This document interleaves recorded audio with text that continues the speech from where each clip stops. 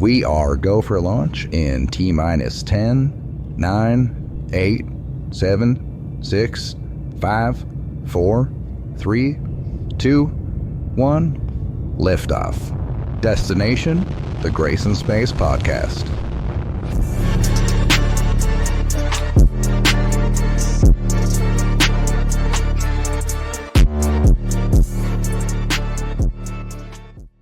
What is up, everybody? Welcome to the Grace in Space Podcast. As always, I am your host, Grace Frazier, and I am super excited to introduce y'all to my guest today. You know when something really cool happens in the space world, and then somehow you hear about it? Well, that's because behind the scenes, there's somebody out there collecting the information, the juicy details, and reporting it back to you.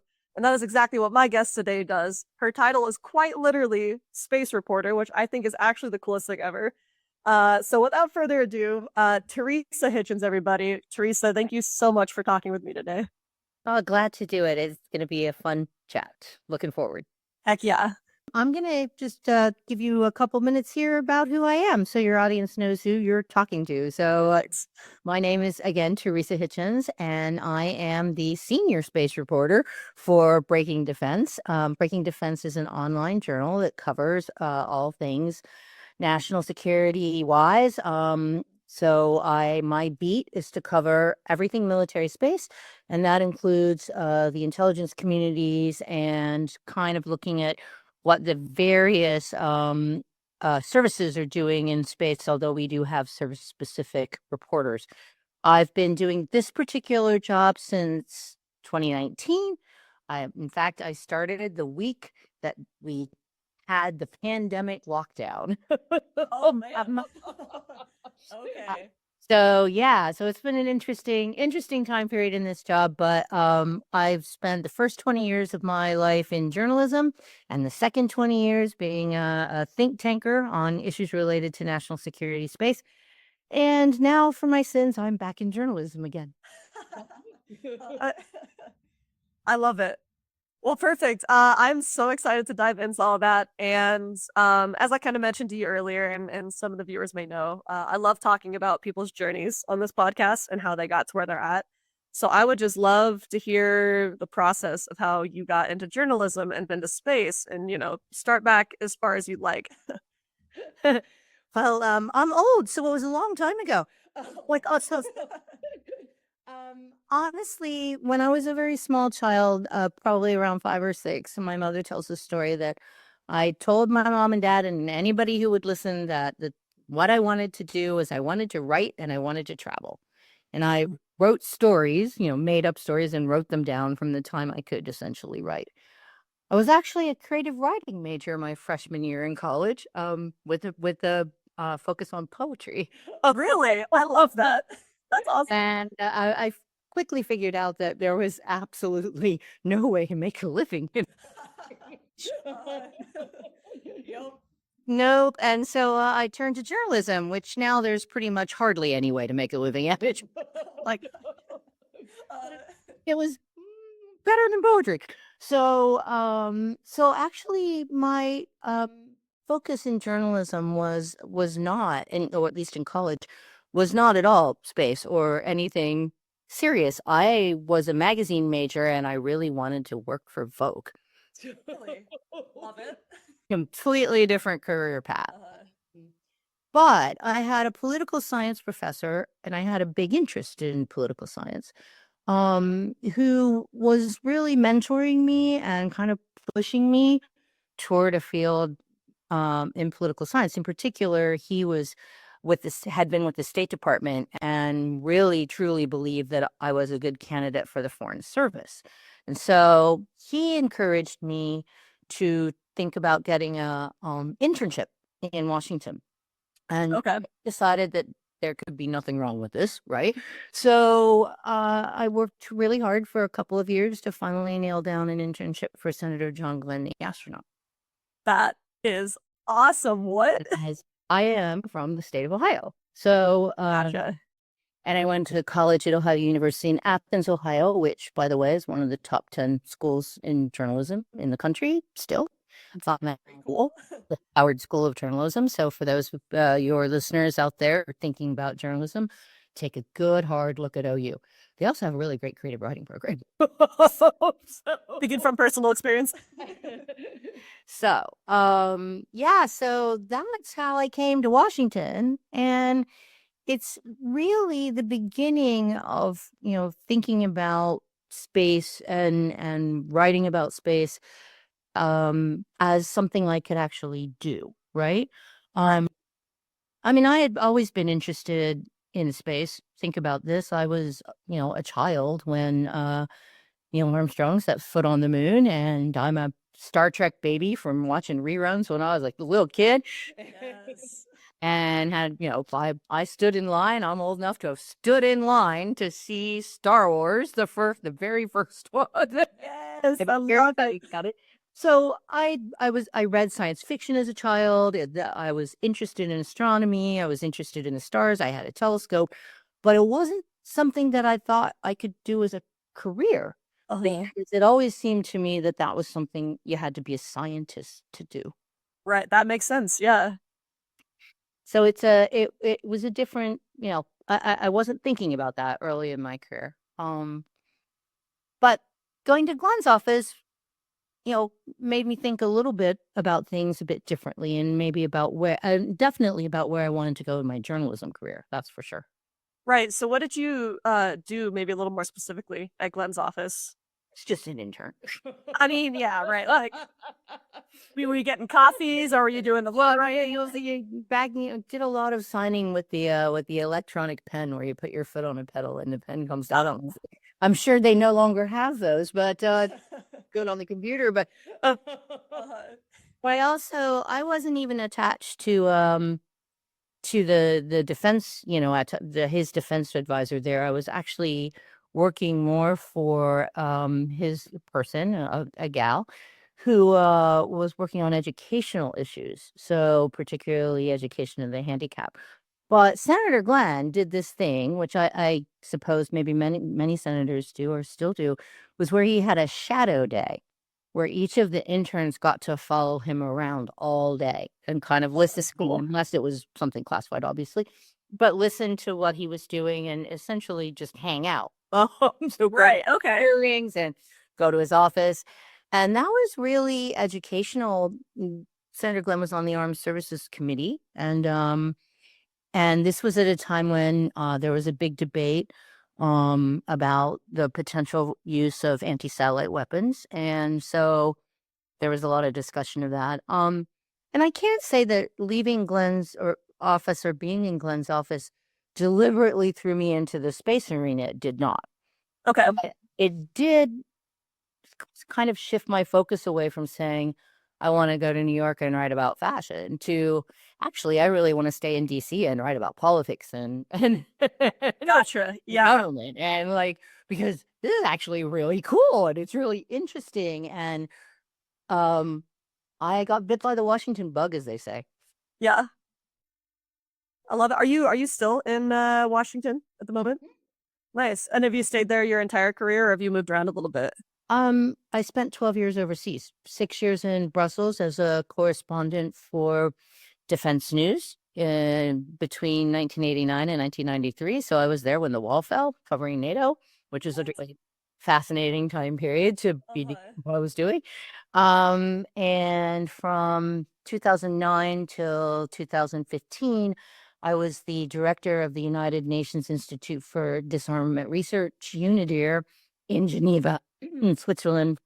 UNIDIR, if you for those who don't know it, and probably not a lot of people do, is one of the 7 semi-independent research institutes advising the UN Secretary General on different issues. So UNIDIR did everything from nuclear weapons policy, the nuclear weapons treaty, the non-proliferation treaty, and to child soldiers. We had research on all those areas. I was the director of research, and while I was there, I tried to really hard to beef up their work on space security.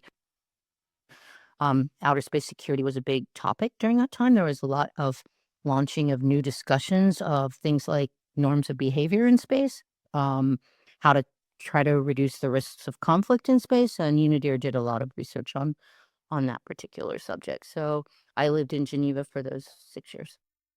Wow. Okay, I feel like we just brushed over a lot of really cool stories, so I would love to rewind. Okay. Okay, I'm so excited. So you graduate college. Where did you immediately go overseas, or did you have another job first? Or Okay, so I graduated from college and I was looking for a journalism job in Washington, which I even way back then was not as easy as you might think. So I spent a year doing mostly temporary work. While I was trying to, get a real job, right? totally. And I ended up with a group called the American Book Publishers Association, where I was doing their in-house newsletter and essentially being a secretary to their director. But the sort of head, the big head of that organization, was a man by the name of Townsend Hoops, who is from a big Republican Party family, and was doing some work on the side with a small think tank that was doing bipartisan work on various national security policies, right? So I got involved in that, and Mr. Hoops was a very kind man, and suggested to me that I might want to apply for an internship at NATO, which I Okay. and so I did spend 1 year. I forgot about this year. That wasn't in my earlier synopsis. I spent 1 year working in Brussels at NATO's. It was then called the North Atlantic Assembly. So it's essentially it's NATO's group of parliamentarians, so people from Congress here and from different parliaments who advise NATO on sort of the politics of things, right? So it's a separate group, and it had its headquarters though in Brussels too. And I went there as a intern and did research and writing on various issues there, political issues. So I spent a cool. year, and I was also freelancing in Brussels for McGraw-Hill Publications, which used to be the publisher. I don't think they are anymore, of Aviation Week, but they did a lot of also, I didn't write for them. They did a lot of newsletters about different subjects, and I was doing freelance work for a variety of those publications while I was there, just to try to keep my hand in journalism and make a little extra money to like be able to afford chocolate. Yeah, right. Unimportant things only. Okay. Exactly. So I spent a year there. Then I came back and got a journalism job at Inside Washington Publishers. So anyone who's in journalism in Washington knows Inside Washington Publishers because it's famous for being sort of the starting place for many young reporters in the trade industry. So the trade journalism industry. You swing a stick in a press room and you will hit 5 or 6 people who was through Inside Washington Publishers. So a newsletter group, right? So they have newsletters of all different kinds focused on U.S. government agencies. Very cool. That's awesome. So then you spent how long back? Well, actually, I would like to ask one question. I don't know, being like, young 20s, I'm imagining, and just going overseas, was that intimidating? I mean, were you just mostly excited about it? I was really excited about it. That's awesome. Remember I said from the time I was 5, I wanted to travel and write? Yeah. And it was my first overseas trip. I went a couple months in advance with the backpack, and I stored my suitcases, and then I went with a backpack and traveled around Europe, and my mother was convinced I was going to be sold into white slavery, and I had to call her, like every other day, Colette, wherever I was, and literally I would say, "Hi, Mom, it's me. I love you. I'm fine. Bye." I'm alive. Don't worry. Because it was so expensive. I came from a very small town in Ohio. Okay. So I grew up on a farm in the middle of nowhere in southeast Ohio. So I had, my mother had never been abroad. The only time I'd been on a plane was I flew to California to visit my cousins when I was 16. So this was a big journey for me, but it was in a lot of ways life-changing. Yeah, I mean, honestly. Yeah, I mean, I only had like high school French, and Belgium is a French-speaking country, and so I traveled and met new people and lived in a group house with kids from, essentially graduate school kids from all over the world, and Yeah, it was super fun. It was really interesting work. I enjoyed myself. I stayed there a year. that is awesome. It's crazy to go from like small town, no traveling to be like, done. I'm gonna go abroad. Let's go to Brussels. Let's just go backpack around Europe. I mean, I think that's a lot of people's like dreams is to go backpack in Europe. Like, let's just do it. That's that's awesome. Yeah, and rember there were no cell phones then, or no GPS, or no, Right. you had paper maps, and you had to figure out the train schedule. Yep. Yep. So It's French. in French, it was a little different. A little different. Yeah, no Google Translate to just be like, what's that mean again? Like, that's it's odd. But how awesome! It's I don't know. It takes guts to do it. That's really cool that you put yourself out there and just went for it. So, you came back to DC and then how long did you stay before you went overseas again? Oh, quite a while. I did 5 years, I think, at Inside Washington. So I did different newsletters. I ended up there.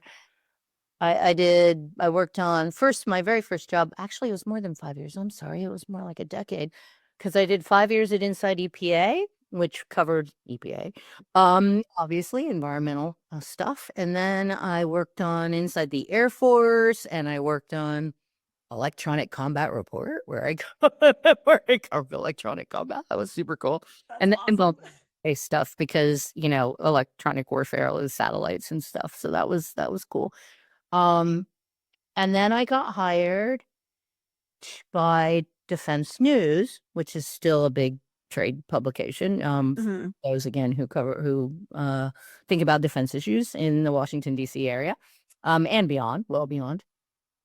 Defense News hired me to open their bureau in Brussels to cover NATO, and that was in late 1988. I went over there and established the bureau. So I had found an office building. I did, you know, Right. how to get a modem and like set up an office and do all that.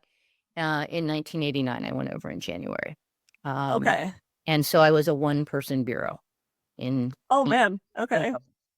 And what you may not know, or what your readers may not know, is that at that time, Defense News and Space News were really close sister publications, in that they were owned by the same company. So they're not now owned by the same company, but they were at the time owned by the same company and published out of the same building in Springfield, Virginia. So I did some writing while I was in Belgium for Space News as well, and covered European space issues, United States issues.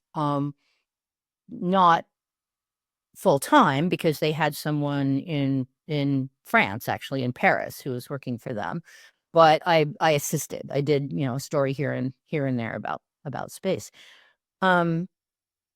which was kind of when I first really started writing about the subject matter. For Right.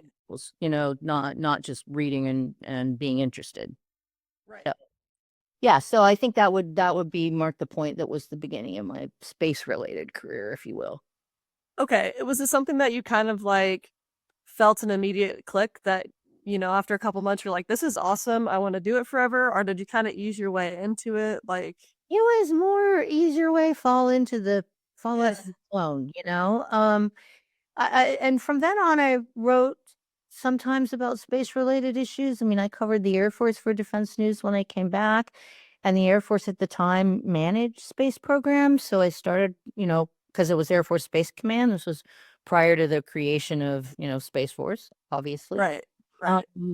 So I started writing about different space programs, satellite programs, GPS, different things, Right. and remote sensing. Um, and and it was interesting to me. I can't say it was like I was passionate about it at the time. Mhm. But over time, I became more and more interested in the field, just because there's so much cool stuff, right? I mean, Right. and especially in military space, because there's the science, the equipment, the tech, which is cool, there's a lot of money. Yeah. and and there was a lot of secrecy, which if you're a journalist, when things are secret, you get more interested in them. You want to know a little bit more. What are we hiding? Yeah. So by the time I quit Defense News in 2000, I was the editor for a couple of years. I went to a think tank, and I was really wanting at that point in time to really dig into some of the issues around national security space. That was something that I really, at that point, crystallized for me as something I wanted to spend some time really learning about and kind of taking a deep dive into. So it wasn't until I quit journalism the first time and went into think tankery, if you will, that I really started to focus pretty much 24/7 all of my work life on space issues. Gotcha. Okay. And from that moment on, did you pretty much stay in space? Mhm. Okay. Yeah, starting in the 2000s, and I spent not quite a year at a small think tank called the British American Security Council. Oh gosh, I can't. That's terrible. I can't remember the name, but um, That's fine. basic. It's acronyms basic. And then I went to the Center for Defense Information, which no longer exists. But at CDI, I actually started a space security program for the think tank. Really? Yeah, this was in like late 2000, early 2001. That was my pet project. Okay. I was there to help originally to help them redo their PR, sort of revamp their outreach, do that kind of thing. But I told the boss that if I only did public relations, I was going to be bored out of my mind and I wouldn't stay very long. And told him I really wanted to start a project. Wanted to start a project on space security, and he told me if I could raise enough money to finance it, then I could do it. And Awesome. I did. That is awesome. I love it. So by that time, I was really vested in it, and I really wanted to work on the issues because I thought they were increasingly important to national security, and they were going to be increasingly important. So I was reading tea leaves in the early 2000s, and just before Donald Rumsfeld came out with his, space is going to be a Pearl Harbor, the Space Pearl Harbor Commission, Right. Commission on Space. So it was a good time to want to do that kind of work. And Right. it was very volatile and very interesting. And a lot of debates that we're still having today were kind of raging at that time period. So Right. it was a really fun time to dive into those issues. That is so cool. So you were a director there for like how long? And then Well, I had various titles, but I was there for close to until 2009. So okay, right. And then what made you want to switch? Like do something different. in 2009, the director of Unidir, who I knew from some of the work I had done on space, in fact, I had kind of worked with them on one of their space security conferences, which now are an annual event. And she was getting ready to quit the job after a decade in Geneva, and she wanted to do something new, and she asked me to apply for the job, her job. And That works. I was the last person I thought would get it. First of all, because I don't think they had never had an American director. Oh, really? And so I put in an application and didn't think much about it, and it was almost a year later that they called me. Oh my god. And said I was on a short list and asked me to interview. That's awesome. That's a long year. Forgotten about it. Yeah, you're like, who are you again? Oh my gosh, that's hilarious. But so yeah, and who wouldn't jump at a chance to go work in Geneva and work for the United Nations and try to do the world for a few years? So Cool opportunity, man. and Yeah, I mean, I moved my 14-year-old son, who was not as happy about it. I was like, "Oh, you're that much." Right. But it was a fascinating job getting to see how diplomacy, happens and how sausages do not ever get made. And but it was really eye-opening about how diplomacy works and sort of the interactions of the different national delegations. And yeah, and just it was an interesting job. It was also very, very political. It was very stressful. But I learned a lot at that institution, and I'm glad I had the opportunity to do it. And Unidir's a worthy place. So Yeah, and I've never been, but I've heard Geneva's beautiful, and it's it is. like if you're gonna be stressed out somewhere, at least you're stressed out in a beautiful place. Yeah, I lived a block from the lake. You could see Lake Geneva from my windows. So, That is so nice. I love it. but it is really expensive. Just warning you. Noted. In case I ever get a job offer in Geneva, I'm gonna Yeah. consider that. It's very, very, very expensive. Dang. Makes sense. Makes sense. Okay, so was it kind of because obviously after that you moved back to DC, correct? Yeah. Was it kind of the stress of the job that it was cool and exciting? A lot but of things. just- My son decided to go his senior year back to high school in the US. So he went back with his father. We divorced years ago, years before, and he spent a year, and then he was in college in Rhode Island. And also I was pretty stressed out in the job, and my father was very, very ill. And so there were a lot of factors that kind of came together to say, I think it's time for me to head back home and do something and be back in the US for a variety of reasons. So it was a deliberate choice to come. I came back without a job, so it was a deliberate choice of mine. Oh, I gotcha. Yeah, So, I gotcha. Yeah, life has a way of pulling us in different directions than we expected. So yeah, there are just sometimes when you really need to be home, yeah, and definitely. or at least near family. So that was one of those times. So I'm glad I did. Because my father passed away in 2015, and not long after I'm sorry. I returned home. So it was good to be home and to have the time to be able to spend going back and forth to Ohio and Yeah. stuff like that. So that was good. But I managed to get a job, a soft money job. So meaning I raised my own money to do the thing I was doing uh, for the University of Maryland at the Center for International and Security Studies at Maryland, SISM. So I Okay. years working on space governance issues, international space governance issues. So again, looking at rules of behavior and norms and the development of norms and potential for arms control developments in space as well as in cybersecurity. So I did 3 years of academic research, which is really, really different than journalism. Interesting. Did you like it or? I did. And again, it was the idea of getting to spend a long time looking at one subject and Right. reading the history and really diving into something and being able to make recommendations and talk and try to help move policy, which is what you do at think tanks too. But in the positions I was at, I never I didn't really have time to do that kind of writing where you were writing, 10,000 word, art, Yeah. pieces and things, which was both fun and frustrating. Yeah.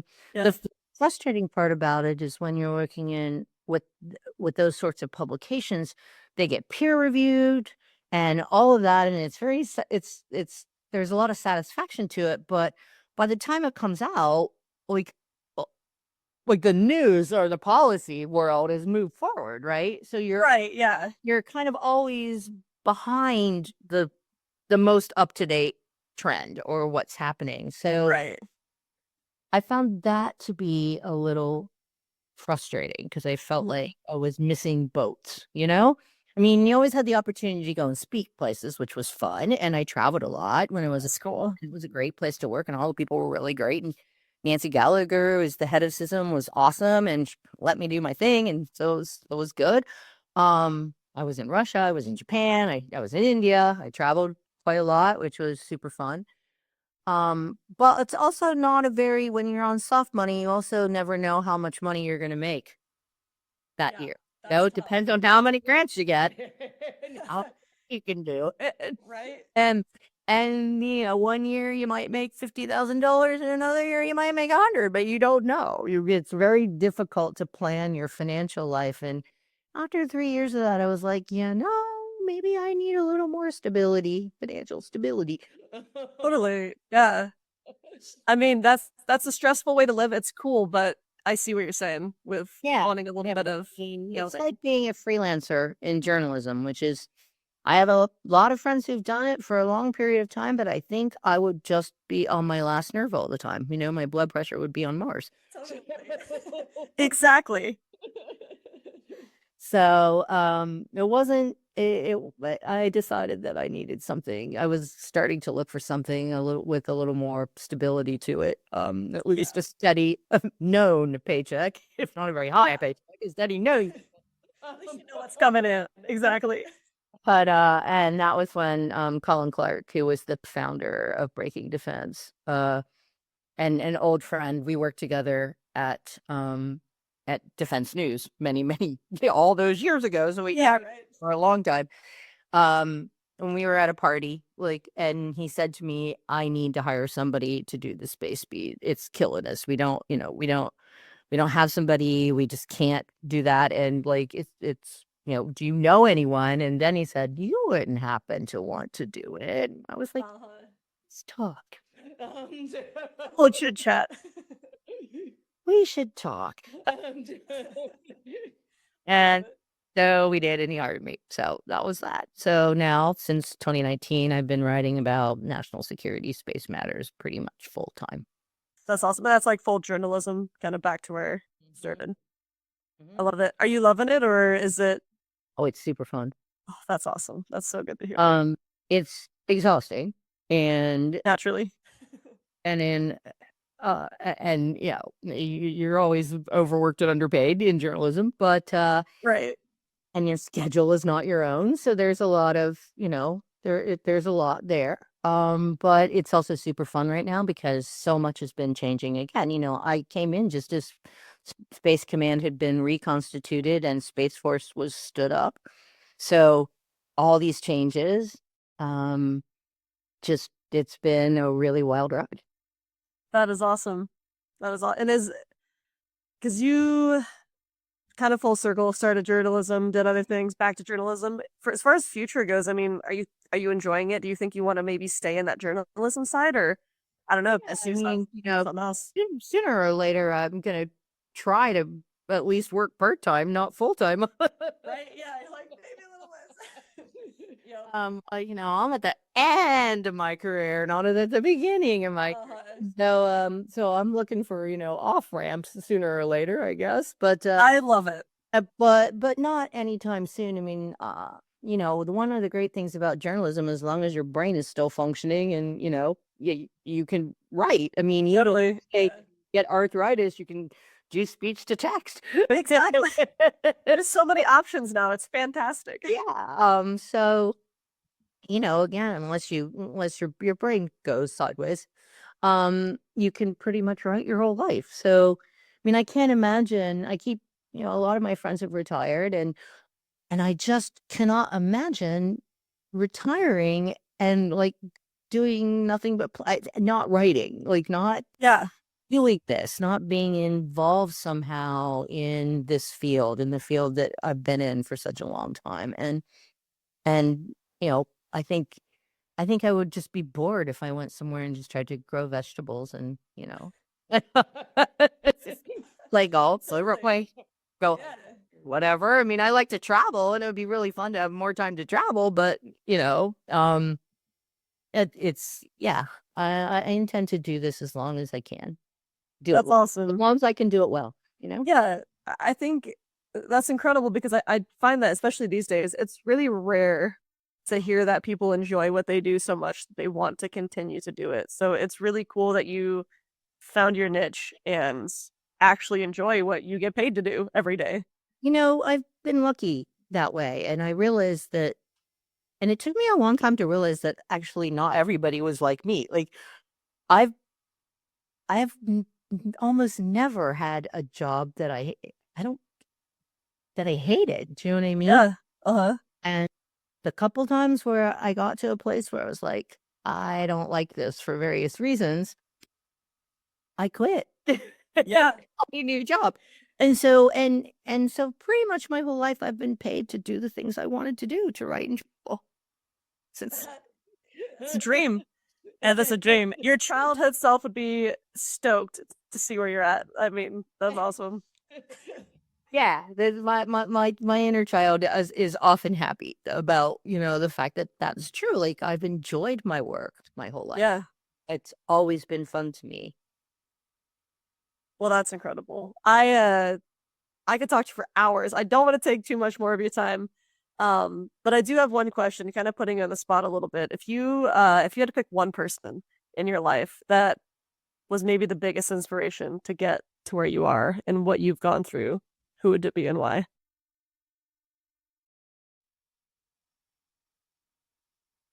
I don't even know. That's really hard.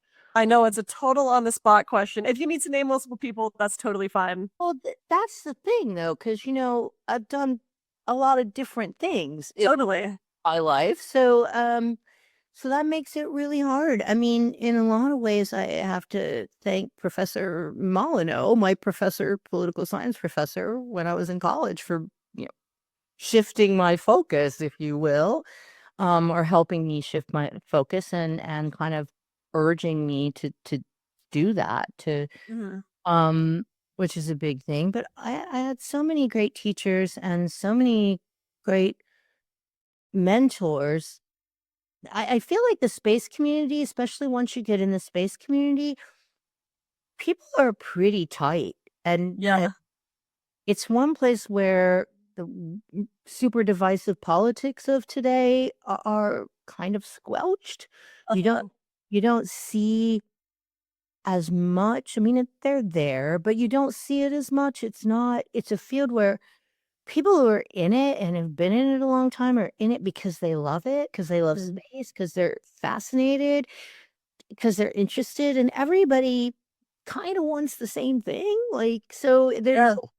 there's a camaraderie in this business that I think is a bit unusual. Like, Mhm. my office mates always laugh because I'm going to one space party after another. There's in Washington, there's space prom, there's space Oh yeah. there's, yeah, but there's a national security space happy hour every month. There's like, there's all sorts of, there are all the Christmas, but there's always some kind of a social event, and people inter if you ask somebody a question or you say, "Can I just chat to you about what you do?" 99.9% of the time, they're going to give you time. Even if you're a college student or even I've talked to high school high school students. Right.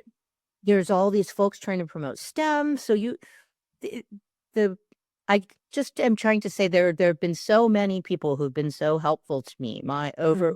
the long giant span of my career, um in the space arena, that it's really hard to just say one, right?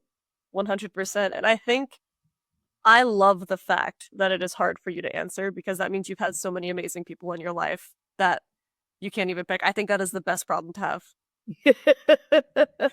Again, the space community is kind of like that, it's a pretty good community to be involved in, and that's the other cool thing. I mean, that was one of the big lessons learned, was that I could do this. I can write about national security space. I can write about Delta V and having never taken a physics class in my life. Exactly. You get to get involved in all I these can barely areas. do fractions and calculate a tip. Same. My math skills are slim and none.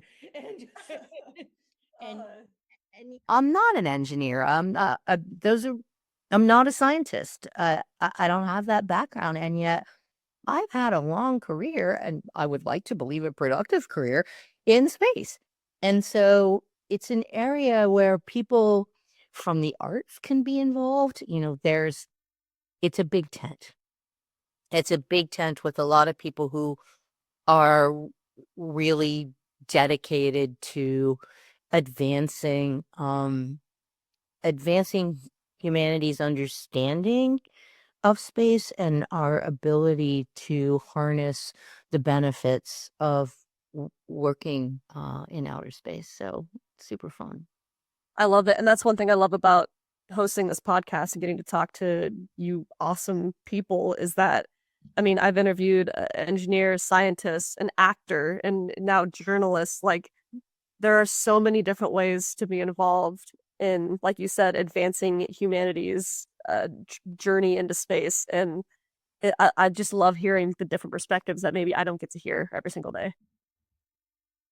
It's a really good career field. It's awesome. And I've enjoyed greatly learning about space policy, but also learning about the science of space and working with folks like Comstock, some of the slingshot that are tracking things in space. That's been a kind of one of my policy issues. That I consider one of my children, one of my babies, is space debris and the space on the. And I've done a lot of work. A lot of my academic work was done on a lot of my advocacy when I was with the Center for Defense Information was around protecting the space environment. And so there's a lot of ways you can come into the policy end of space that are incredibly useful. That's one of the areas where, for example, people's ability to visualize what goes on in space is really important. You need people with skills who can do that, not just on a computer, but in books and make pictures, for people to understand how things move in space, and which is completely different than how things move on the Earth. You can't. Right. All those science fiction stories, Star Wars, where you see the space plane zipping up and down and sideways and backwards really fast, that doesn't actually happen. You can't really do that, and you need to know that. It doesn't work like that. Yeah. It doesn't work like that. So just those kinds of things are really important for folks to, the public, to be able to understand what's going on. And I feel that education, and it's one of the things, that's the arena that I've been in, helping educate people about space and the space environment and what we're doing there and why. I love it. That is incredible. And I'm jealous. You've had an insane career path, an insane life, it sounds like. And like I said, I think a lot of people aspire to have enjoyed everything as much as you have and just be in such a cool spot. So like I said, I don't want to take a ton more of your time. Thank you so much for talking to me today. This was incredible. But I really appreciate being on. It was fun to chat with you, and yeah, any of your listeners out there who want to go into the space arena, you can do it. You can do it, and you can find someone to help you out and to give you advice. We're all out here and happy to encourage new blood in the field. I mean, with inspirational people like you, it's easy to want to go into something like that. So thank you for being such an inspiration to, anyone wanting to get into journalism and even just anything space. It's people like you are what make me enjoy what I do. Thank you. Have a great day, Grace. Yes, thank you so much. Have such a good one. We'll see you later. And everyone watching, thank you so much for the continued support. You guys are awesome. And whatever you do today, make it awesome. We'll see you next time.